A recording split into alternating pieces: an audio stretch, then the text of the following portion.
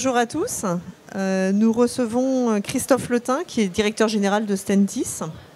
Alors Stentis est une medtech qui est arrivée en bourse en 2010, donc déjà 7 ans, et qui développe un stent. Alors vous allez nous expliquer un peu ce que c'est que cette petite bête, si je puis dire, à quoi elle sert et en quoi en fait ce stent que vous avez développé est différent des autres stents qui sont sur le marché, puisque donc leur utilité est cardiovasculaire.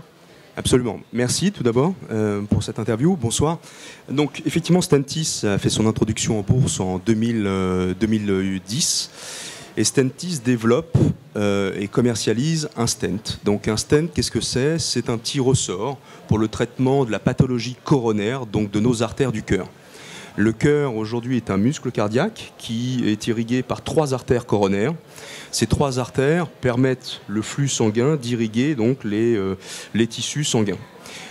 Il arrive avec l'âge et pour d'autres raisons qu'on ait de l'athérome, donc des plaques d'athérome qui se forment dans les artères et qui viennent occlure ces artères et donc rend l'irrigation impossible du muscle cardiaque. C'est pour ça que quand on fait un infarctus, une de nos artères se bouche et l'intervention doit être rapide pour réouvrir l'artère, pour que le muscle cardiaque continue d'être irrigué, en tout cas qu'il y ait une reprise de l'irrigation rapide, de façon à ce qu'on puisse traiter et que le muscle cardiaque n'ait pas de séquelles. Donc Stentis a développé un stent différent de ce qui se fait sur le marché, puisque ce stent est à base d'un alliage en nitinol. Donc l'avantage du nitinol, c'est qu'il a une mémoire de forme, et la capacité de ce stent, c'est qu'il va s'auto-apposer, c'est-à-dire qu'il va complètement épouser les formes de l'artère. Donc on a tous des artères différentes, des petites, des longues, des grosses, des coniques, et puis parfois la maladie fait que l'artère vraiment est difforme. L'avantage de ce stent, c'est qu'il va vraiment totalement épouser. Ce n'est pas un tube, contrairement à tous les stents conventionnels qu'on vient mettre et qu'on vient déployer de manière longitudinale. Le stent va vraiment épouser la forme de l'artère. Il est posé après un infarctus ou juste dans le cas d'une obstruction? Alors non, il y a 2 types. Il y a effectivement l'intervention d'urgence qui est l'infarctus. Donc là, c'est le vaisseau qui se bouge brutalement. Souvent, c'est un caillot de sang. Donc quand on vient, c'est un amas de sang qui est venu se blottir, se loger dans une artère coronaire. Ou alors, il y a l'angine de poitrine. C'est-à-dire que la douleur à l'effort fait qu'on commence à avoir une de nos artères avec un flux sanguin qui est limité. Donc c'est ça l'intervention. Donc il y a vraiment 2 types. Il y a ce qu'on appelle les angores stables et les angores instables. Très bien. Alors depuis son entrée en bourse, Stentis n'a pas eu un parcours très enthousiasmant, parce que je crois que vous êtes entré en bourse à 12 € et aujourd'hui vous êtes à 1,78 €, je crois, ce matin ou hier. Donc c'est sûr que, en 2 mots, est-ce que vous pouvez nous expliquer ce qui s'est passé? Parce que je pense qu'il y a peut-être eu des ambitions peut-être un peu trop fortes, notamment aux États-Unis, et d'autres problèmes peut-être plus techniques sur le stent.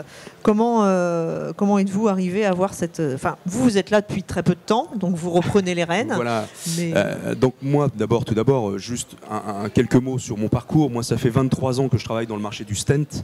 J'ai travaillé pour 2 sociétés. J'étais d'abord dirigeant pour la société Boston Scientific, qui est un leader sur le marché de l'angioplastie, sur le marché du stent. Et puis, j'étais président d'une autre société française pendant 11 ans, qui s'appelle Exacat, qui est une société qui fait à peu près une trentaine de millions d'euros.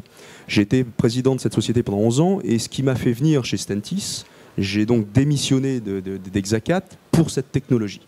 C'est important de le savoir. J'ai rejoint Stentis. Vous avez pris un gros risque quand même. J'ai pris un risque. Je pense que le challenge Stentis était intéressant. Et donc, pour répondre à vos questions, effectivement, depuis l'IPO de 2010, je pense que c'est multifactoriel, il y a eu beaucoup de choses, il y a certainement eu des promesses, beaucoup d'ambition à l'IPO, donc Stentis a effectivement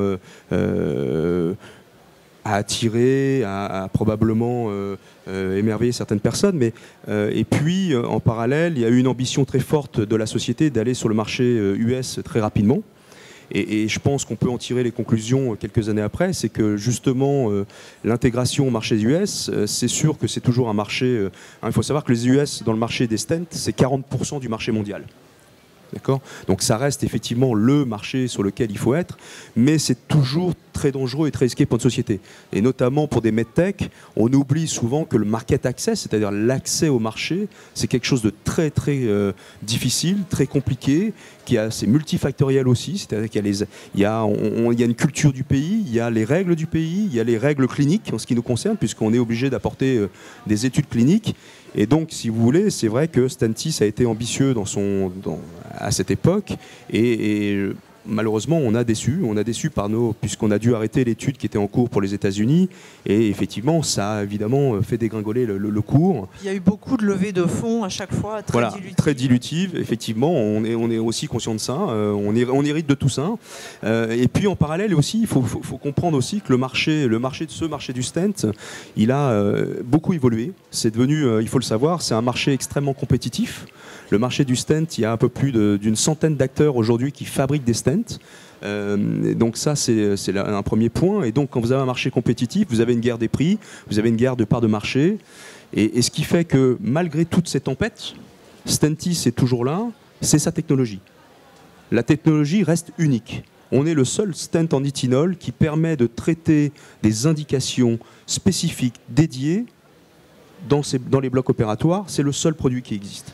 Et c'est ce qui fait aujourd'hui qu'on doit multiplier notre approche et la différenciation. On travaille sur cette différenciation. C'est ce qui nous permet de tenir et qui va nous permettre de reprendre et d'accélérer notre croissance. Parce que c'est ça aujourd'hui l'objectif. Alors justement, comme vous êtes là depuis à peine un an et que vous avez pu faire un peu le tour de la société, quelles sont les mesures que vous avez mises en place en termes notamment d'organisation pour relancer un peu et attaquer en fait le marché ? L'objectif maintenant pour Stentis, il est simple, c'est de consolider nos positions. On est sur un marché compétitif, extrêmement compétitif, avec un seul produit. Donc l'objectif pour nous, il a été d'abord de développer et de renforcer notre portfolio de produits. Ça, c'est la priorité. Et on vient de lancer, il y a eu un communiqué de presse il y a une dizaine de jours, un deuxième produit, un deuxième stent qu'on a développé avec un industriel français, un tout dernier stent de dernière génération qui va permettre de traiter les autres indications. Il y a notre stent, notre fer de lance qui est les indications spécifiques, mais on avait aussi besoin d'un stent plus conventionnel pour traiter les autres indications. Donc on a développé, on a obtenu en très peu de temps, en 14 mois, on a développé ce produit et obtenu son marquage CE. Donc l'idée aujourd'hui, c'est vraiment d'étoffer notre portfolio produit, de nous consolider et de trouver des partenaires. C'est-à-dire qu'on a retravaillé chaque situation commerciale, c'est-à-dire qu'on a essayé de trouver, de modifier, de regarder chaque business model pour chaque pays. On a modifié, on avait des forces de vente directes, ça coûtait cher à l'entreprise avec des charges importantes en Suisse, en Pologne. En Pologne, on a pris une solution hybride avec un responsable pays plus des distributeurs. En Suisse, on est passé sur un partenariat commercial avec une société qui a sa propre force de vente. Et puis, on a travaillé aussi sur l'ensemble des sous-traitants. Il était important pour rester compétitif dans ce produit de baisser nos coûts. C'est vraiment l'objectif de la société. C'est évidemment d'augmenter notre pénétration de marché, nos parts de marché, mais en même temps de réduire significativement nos coûts et d'être compétitif, de rester compétitif avec ce produit. Donc il fallait effectivement, on avait un certain nombre de sous-traitants répartis un peu dans le monde entier. On les a rapatriés et on a aujourd'hui développé une société, un pôle franco-français avec des industriels français. Malheureusement, il faut bien comprendre, c'est que quand on fait ces changements, il y a des contraintes réglementaires, il y a des nouvelles directives européennes qui sont renforcées, et donc chaque action qu'on fait auprès des sous-traitants nécessite une inertie, puisqu'il faut redéposer un marquage CE, modifier notre marquage CE, donc il y a des vraies contraintes réglementaires et donc des vraies contraintes de temps. Donc on est bien conscient que 2017, aujourd'hui, est une année de transition pour Stentis, pour ensuite se tourner sur l'opérationnel, l'exécution commerciale. C'est vraiment l'objectif de justement, en redynamisation commerciale, quels sont vos plans? Est-ce que vous allez augmenter l'effectif commercial ou vous avez un positionnement? Absolument. Alors on a déjà commencé, on a réorganisé l'équipe commerciale. On a maintenant, si vous voulez, différents réseaux. On vend dans 34 pays. Donc on a étoffé. Maintenant, ça demande de l'argent et ça demande des coûts. Mais on a réétoffé toute l'équipe commerciale avec des personnes dédiées au market, au training, aussi au support, parce qu'il faut apporter ce produit est spécifique. Il y a une courbe d'apprentissage sur ce produit qui est nécessaire. Et donc, on a mis en place tout un process de training, donc de formation auprès des médecins.